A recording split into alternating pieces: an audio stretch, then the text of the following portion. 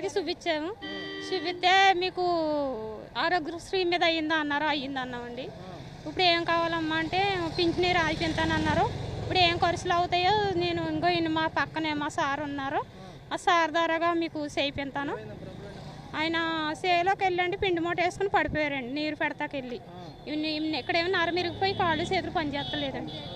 మొత్తం అన్నీ ఇంకా పనిచేస్తలేదండి. అన్నీ మంచం మీద చేయవలసి వస్తుంది. వాళ్ళకి తింటాక కూడా కష్టమైపోతుందండి. చాలా కష్టంగా ఉంది. అతనే పోషించుకోవాలండి. 2 అబ్బాయిలండి. ఈ అమ్మాయికి కూడా బాగోదండి. ఈ అమ్మాయికి క్యాన్సర్ వచ్చింది. ఈ అమ్మాయికి కూడా బాగోదండి.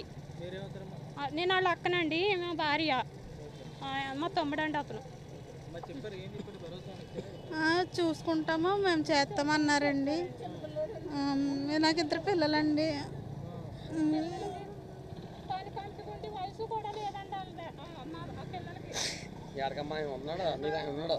నాకేదైనా సాయం చేస్తే ఆయనకి ఏ పని చేయలేనండి. నేను కూడా ఏ పని చేయలేనండి. ఏమన్నారు చేయిద్దామో చేస్తారని రాసుకున్నారండి అన్నీ. చూసారండి, వచ్చి కలిసారండి, చూసారు.